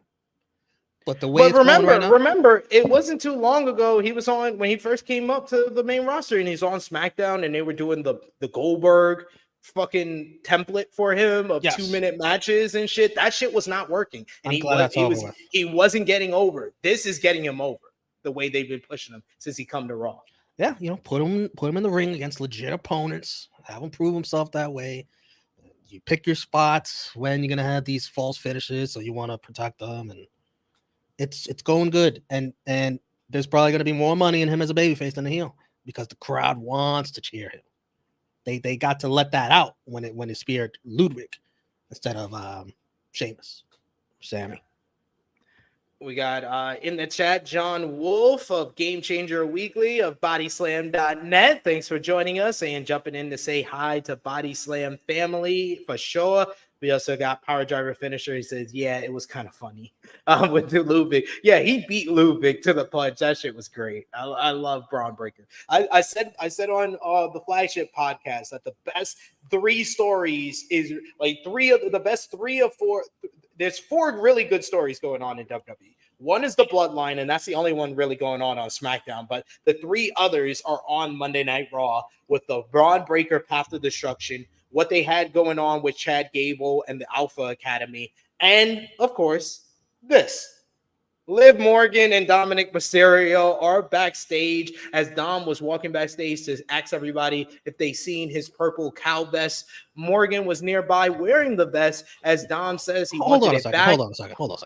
Because Dom is walking through these hallways. Has anyone seen my vest? You just saw it earlier. You know where it's at. You know who has it. That made no sense. But continue. Hey, he didn't. He wanted to see if she dropped it anywhere. But Liv says that he could have it if he took it off her himself. Oh my! I'm folding. So Dom slow. She says, "I'll lower it a bit for you," and waited for him to do the rest. Dom starts and begins to lower the zipper, but he's immediately stopped by the World Heavyweight Champion Damian Priest. Like, Dom, what the hell? Priest caught them. Dom said that he was just getting his vest back. A Priest told him to take it and go back to the clubhouse. Dom took the vest and left as Priest and Morgan finally have a conversation. Morgan was quite proud of herself as Damian told her to leave the poor guy alone because he wanted nothing to do with her. And Morgan laughed and said, Dom wanted everything to do with her. Priest, and she walked away. Priest says, oh my God, she's loca. Oh man. This was a great touch. I loved all the Liv Morgan stuff on this show. Everybody was great there. Liv Morgan is just on fire. It's like it's cool that every week they find a new way for her to seduce and do something that's entertaining. It's like it's interesting to follow week to week. Like, what are they gonna do next? But they're finding ways to keep it fresh and keep it interesting, and it's hilarious. And Dom is just like, man, whew, better man than me. He about to fold, y'all. He about to fold. And Priest is great. Oh, Priest is great. He mixes in the Spanish too. And then he looks at Liv, and Liv has this like sweet, innocent, like, yeah, I'm messing up, but I'm having a lot of fun doing it, and I'm good at it too. And he can't resist me. And Damien's like, he's like the father figure. It's like, oh, Loca. Next, we go backstage to Karrion Kross with Scarlett. They cut a backstage promo on the New Day, and they challenge either man on the New Day to a singles match with no one at ringside. He said, you leave your boy in the back, I'll leave my boys in the back. And he hoped that it was Kofi Kingston and figured Kingston would want Xavier Woods to stay in the back anyway. We then cut to Woods and Kofi, which the production did a great job here, where they don't say the New Day as a lower third. They say Kofi Kingston with Xavier Woods, which fits in with this story. Yeah, it fits in with this story here. Kingston says that Kross hasn't done anything since winning the NXT title, while the New Day were the greatest tag team of all time. Woods mentioned Kross's challenge, but then Kofi speaks over Woods and he steps in front of him to accept the challenge himself. Woods looked slightly perturbed, only for a moment, but he gave on like a fake smile, like smiling through the pain as you can tell that the words of Karrion Kross is getting to him. I've been actually enjoying this. This is probably the first feud I'm enjoying from Karrion Kross because I feel like they are effectively telling the story of him playing mind games for the first time since he's been back 2 years ago. I'm shocked. Fascinating. I'm shocked that you're digging it. That's cool because I'm digging it too. I'm liking it. And Woods, they're teasing. They're teasing it. Woods had what was Kofi doing? Are you kidding me, Kofi? He really just took control of that whole damn promo. Like Woods is clearly trying to do it himself, and he grandstanded his ass. Yo, he really did though. That's so unlike Kofi. It's like, wow. But here's my train of thought here. Man, they're beating you over the head that it's probably coming, a heel turn, right? No, I'm gonna believe for like the third time this year. This is all leading to Big E's grand return to help save the New Day, put them all together. Look, guys, I'm here. Don't you dare be sour. We're back together again. I'm gonna believe again. They're making me believe again, Sid. I'm gonna try to hold out belief for that. And Tyrone Kidd, no, we've mentioned it a few times on the Flagship podcast that this is reminiscent of Rhea, what Rhea did to seduce Dom in 2022. But Rhea also was basically beating the shit out of Dom and made him into a sub. Rhea never, ever kissed Dom. Yeah, that's the big difference. And that's why not a lot of people are mentioning that Rhea seduced Dom in that fashion, because it's not the same way. They both seduced Dom, but Liv is doing it in a more seductive way, whereas Rhea beat the shit out of Dom and made him into a sub. Like I said. We got another super chat donation from the good homie, the GOAT, Will Chisholm. Thank you so much, Will. He says, They say Dom folds when the day Dom folds should be the day Rhea comes back with Dom hand in the cookie jar. Maybe. No, I think they should set it up where the big matchup is with Dom in the middle, Dom at ringside, or Dom as the special guest referee, and Dom chooses Liv over Rhea. I thought you were gonna say the custody of Dominic match. Ladder match, absolutely. I go all the way because who knows how long Rhea's still out for? It could be a while still. Yeah, I have a wedding. I have it to the point where Dom and Liv are getting married. Does anyone object to this two being together? This is my brutality. Oh, that pop. And it would draw a rating. It would pop a rating. Everybody would tune in. If you promote a wedding. Everybody tunes in for a wrestling. Yeah, you love a wrestling wedding. Do it. We haven't had one in a while. I wanted one for Rhea and Dom. We never got that. So that is a good idea. I won't front with you. We go to our main event matchup, which was our second Money in the Bank triple threat qualifying matchup. We first hear from Jey Uso, who is with the fans at the corridor. He cuts a promo and he says he plans on winning tonight and winning the Yeet case at Money in the Bank. and he makes his entrance through the crowd with the fans doing the yeet up and down throughout as he's going up against Finn Balor of the Judgment Day and Rey Mysterio of the LWO. I like how this played into a couple of the different rivalries Judgment Day has had with LWO, as well as Cody and his super friends back at Survivor Series with Jay. This one, and also Jay going against Damian Priest at Backlash and Finn costing him that matchup. Balor immediately left the ring as Jay and Mysterio went at it for a bit before Balor tried to get involved, but Rey wiped him out with a dive. We get in the ring. Rey hits Balor with a seated senton, a springboard crossbody. He uses a crucifix pin on Jay for a near fall. We get Balor going at it with Jay for a bit. He hits a Pele kick as we went to our second commercial break. We come back from a commercial break where Jay gets a really good near fall off of a spear for a close two. But then Rey starts firing off. He hits 619 on Finn. He hits a 619 on Jay. It's a double 619 on both men. He's looking like he's on fire. He tries to go to the top rope when dirty Dominic Mysterio gets involved, grabbing his leg. He takes out Dom on the outside until JD McDonough takes him out.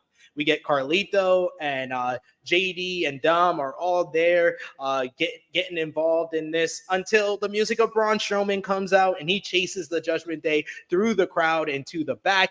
With everybody dispersed, Jay super kicks Balor for a 2 count. Balor hits a sling blade for a 2 on Jay. Rey finally gets back into things, which leads to Balor taking him out. And then he hits a coup de grace. Meanwhile, Jay is climbing the other top rope, and he hits the Uso splash as Finn has the cover for the 1-2-3. Jay Uso qualifies for the Money in the Bank ladder match. Jay is in as he tries to become Mr. Yeet in the Bank. He celebrates in the crowd as they pose. Before we get into the closing angle, what did you think about this main event matchup? Fine match. Jay, there was no dispute. Like, Jay's winning. Like, it's so obvious the way they're pushing it over the head. Yeet in the Bank. Oh, listen, I like Jey Uso. I do. It's just this Yeet stuff is obnoxious. Oh my goodness, It's very obnoxious. but it's so over. The crowd does not get sick of it. It's the new what? It is. It very much is. It very much is. It's not going to go grating to everyone until like a few years from now. We have these great singing crowds in Paris and in Scotland. I mean, excuse me, not Paris, but France, Scotland, and then we get back to the U.S. and it's just yeet, yeet, what, yeet, what. They tried what chanting Damian Priest to shut that shit down. It's just, I'm gonna say my sentences faster, and you're not gonna get it in. Pin Balor. Basically, Pin Balor is here. He is back. We got another super chat donation from our good brother, the GOAT, Will Chisholm. Thank you so much. Looking out for me and Romeo here. He says Dom and Liv should have the triple ready, but Liv drugs up Dom. Oh shit! Liv is Triple H and Dom is stuff.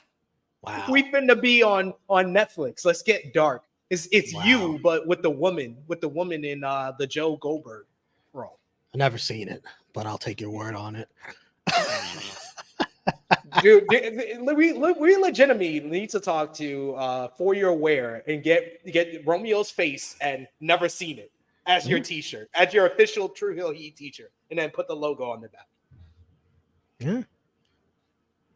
See, I'm thinking for you. See, you know, get you some merch money out here in these streets, you know. I did like the finish of the match with the coup de grace and the Uso splash right into the house goal. Yeah, I thought this was a good triple threat matchup. I enjoyed it. It probably most of the match I enjoyed the most on this show. Match of the night. Spoiler. But then, as Jay is celebrating in the crowd, let's go down like the old Fiend. How the Fiend's lights used to go down for Bray Wyatt, and then he was out. Jay, I kept my eye on Jay. He was all right. I'm out. He saw the first light went out. He was like, "All right, I'm gone." And let me just get this out of the way now because I'm gonna forget. Jay in the Raw talk, I was like, "You saw what happened out there? They can have the Fireflies. I don't want the Fireflies. They can have it." He's like, "I'm good. If I was the reason for that, I'm good." So then we see a door open.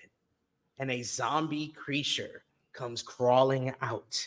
It is Abby the Witch, aka Nikki Cross.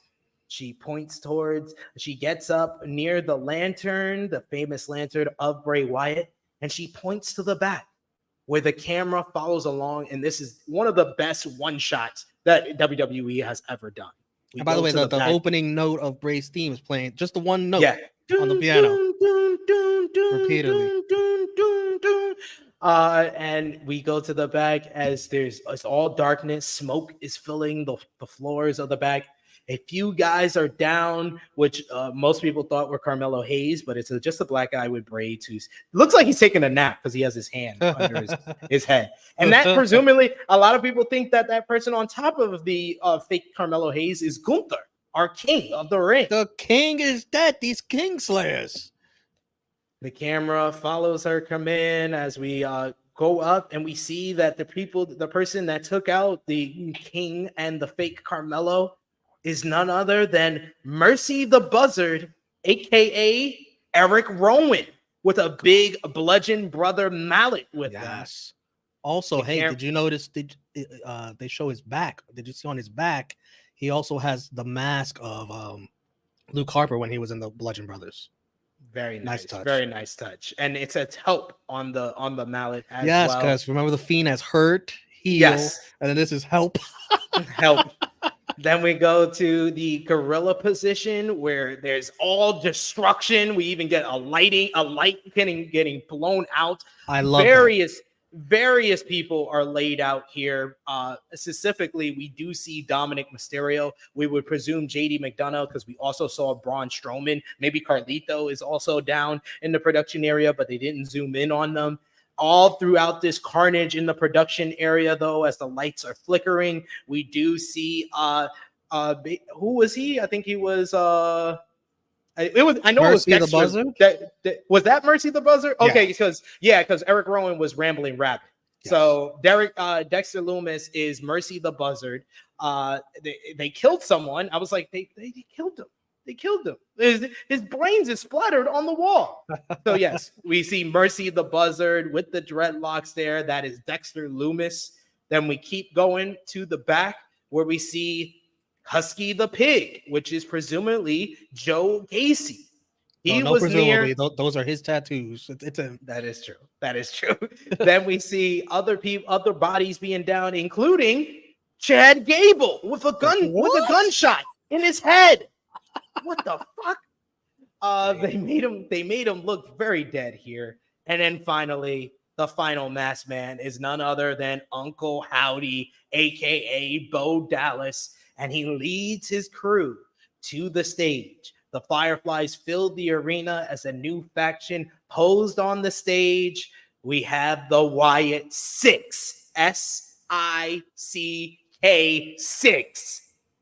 They are here. And we finally hear Uncle Howdy say, "We're here." And he blows out the lantern.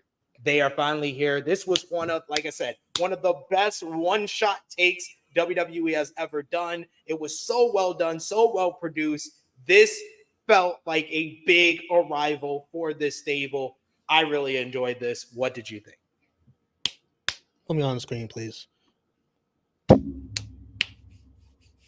Goosebumps. When he said "we," blew out the lantern.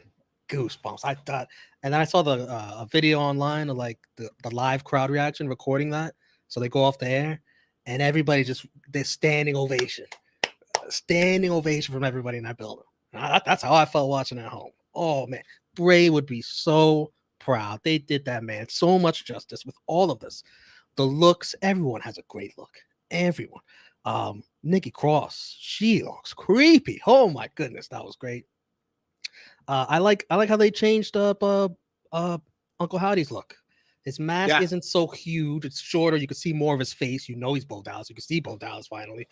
They changed up his hair to be more reminiscent of the dreadlocks. Yeah, which they also have on Dexter Loomis. Oh, that's just a wig, like whatever. They're all the puppets come to life. And people was wondering, like, wait, there's only 5 of them. Bray Wyatt's right there in the lantern, man. He's 6'1". He's right there. It's the Wyatt. No, what I've been hearing is that Alexa Bliss is going to be the 6th member. You could still tell that story. Who knows with Alexa Bliss if she's ever coming back? It's been so damn long. My goodness. I like not putting Braun in it. I think Braun is best suited to the side, doing what he does already, and feuding with the Wyatt Six will do a lot for him because that's a natural story to tell. Yeah. But I love the logo. Great. The spelling, the play on words there. Beautiful. Everything that's about as memorable as the debuts you're gonna have. That's wonderful. What can I complain about? I mean, I guess you want to talk about what happens going forward and everything that comes with that. I think the way they're gonna do this is I think it's gonna be a tag team. Gacy and Dexter probably be the tag team. I think Roman is probably just gonna be like the big guy. He doesn't wrestle too much. I would think Gacy and Roman would be the tag because Roman is good in the tag team role. And Dexter Lumis, I'm sorry, never really liked him wrestling. And I just think Uncle Howdy is going to be the one that's going to be treated the most seriously and being the most protected. And the other guys will lose matches. They'll be his fall guys. And it's just going to be about him and everything surrounding him with all these guys. Like they're going to be looking out for him. And he's going to be OP. He's going to be overpowered, I think. We got Queen Monet who says Nikki looks like Samara from the ring. I got to give Nikki Cross particularly some credit because, oh my God, this woman has played so many different characters in her WWE run. Crazy. Like she was Crazy Girl Insanity. Then they made her a little bit more normal as a babyface with Alexa Bliss. Then she was Nikki ASH. Then she was Stare Off into the Distance Nikki when they turned her back into the Sanity version. And now she is Samara from the ring. Abby the Witch. She deserves all the credit in the world for her range as a character. You said Nikki Ash too, right? I didn't miss that, right? Yeah, Nikki ASH. Yeah. Crazy. I love me some Nikki Cross. I'm glad she got the role here in this group. And yeah, I think that I understand why most people, like myself even, my only hope is that this is not the peak of the act. And I know it's great that this felt like a tribute to Bray Wyatt, and this is something that Bray would be proud of for sure, 100%. But I hope this is not the peak. They can't be the peak. They gotta have a story with as much buildup that it was to this point. We gotta have a story coming out of it. And I think that it should be everybody is on notice. And I don't want them to stay on Raw. I want them to be a threat on SmackDown. I don't even mind if they showed up on NXT because they would fit in well with the shenanigans that goes on in NXT. They need to create fear throughout all three brands of WWE, in my opinion. If they show up on SmackDown and fuck shit out there, that adds even more to it. I like what you're thinking there, for sure. Yeah, that's what needs to happen.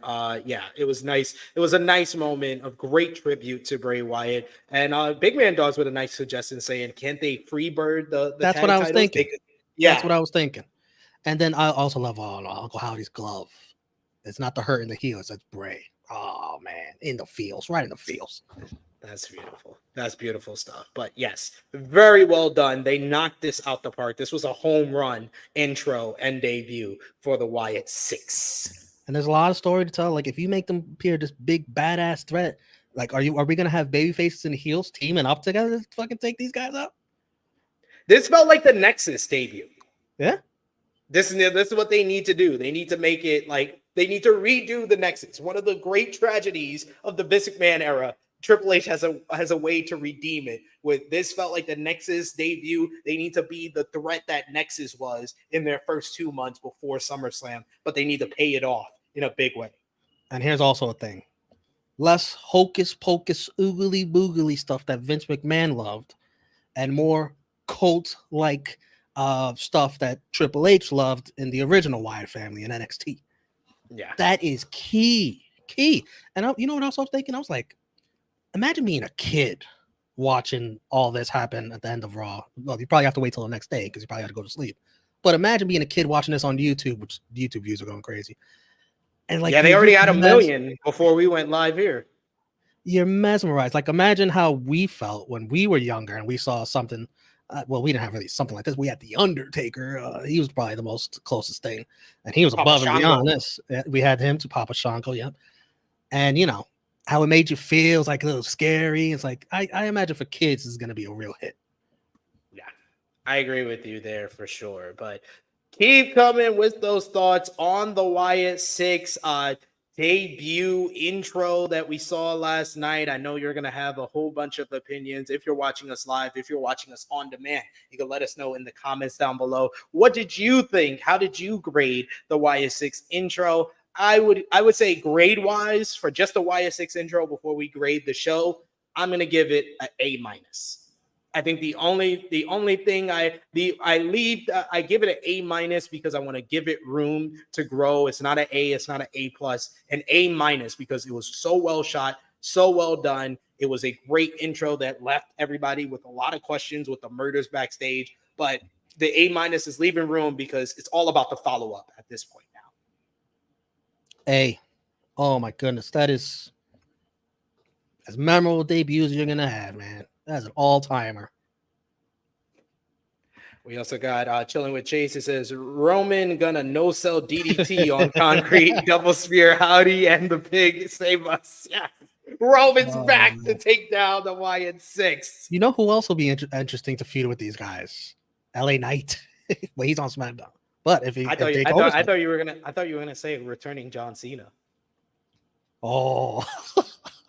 But then you go back to the Hocus Pocus. Do we really want to do that?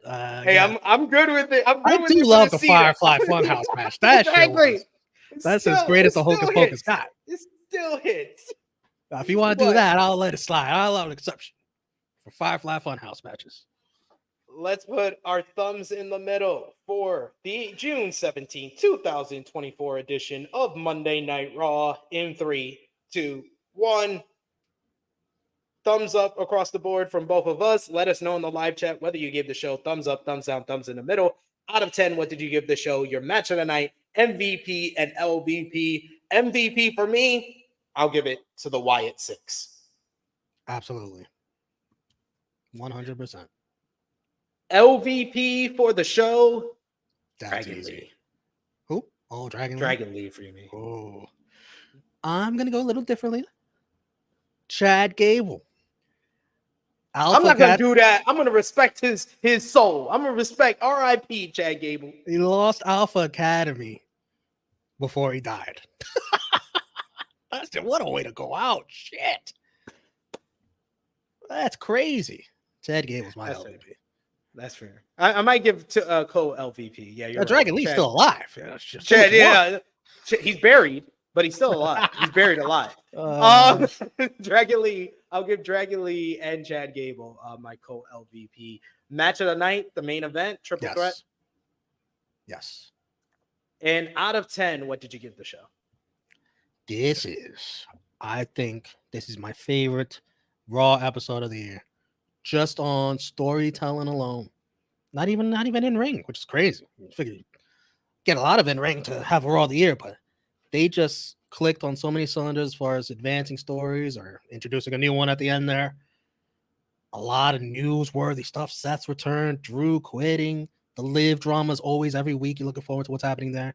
And then now you add this thing at the end. It's just like, wow, we're adding so much. The 3 hours, man. I need as much as I get. So I'm going to give this a very high score, a solid 9. It'd be much higher if there was more to talk about in ring. Yeah. I will go 8.5 out of 10, but I think I've given other episodes 8.5 out of 10, but this was probably the second best Raw of the year for me. First best is definitely The Rock laying out Cody. I'm sorry. That one that 2 weeks before WrestleMania, because you had that was the Raw in Chicago that had Roman bloodying Cody in the rain and had that CM Punk Drew McIntyre Seth Rollins segment, which are two of my favorite segments of the year from WWE. So that's number one. This is number 2 because so many things went on, so many stories developing, and it really feels like they're on their path to SummerSlam at this point. So really damn good show. Heck yeah, man. That was another great Raw. That one you mentioned. Another great ending. Yeah, I So- think I gave that one a 9 out of 10. So that's why I went 8.5 out of 10 for this one. But Raw is cooking, man. And you guys in the chat, you give this 32% say an 8, 29% say 0 to 7. I assume 7. 26% say 9, and 13% gave it a perfect 10. There you go. So 8 was the winner. Mostly of 8. that. All right. That's fair. That's fair. That's a high score for Monday Night Raw for sure. Look at you now, boy. I'm sorry. Come on.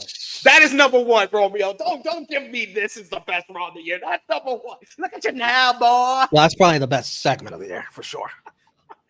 But Romeo, thank you for joining me today. Let everybody know where they can follow you on social media and when they'll see you again. Romeo Damas. I've changed my ad handle, all social media, including my YouTube channel. That's Romeo Damas too. And now I'm going back to that, doing reactions, reviews.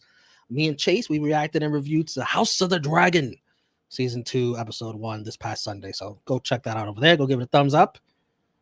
And I'll be right back here. Rated Raw review next week for sure. Now that sports are over, no more hockey, no more NBA. We're good. There we go. We're back, baby. Tuesdays. Join us. Let us in. You can follow me on the Twitter machine at TrueHillSP3. The next time I will be live here will probably be Thursday, 1:05 p.m. Eastern Time, the True Hill Heat flagship podcast. We should be having our NJPW Soul review. That'll probably drop tomorrow on the channel. Me and J News are probably going to record that tomorrow morning, so that'll be a pre-recorded video here on the channel, but I'll be back live with you on Thursday, 1:05 p.m. Eastern Time with AE Ramble. You got the flagship podcast later on Saturday as well. But check out all the great stuff we got on the channel, like Collision Discourse number 33 from yesterday with me and Sober Guy JJ. But like Romeo said, we'll be back here next Tuesday, Rated Raw review number 23, and the follow-up to the Wyatt Sick6 debut. But for Romeo, follow-up could be Friday. Who knows? Like you said. I hope so. Fingers crossed. For Romeo, it is me, your True Hill Phenom, SP3. This has been Rated Raw Review number 22. Let us in. We are signing off until next time.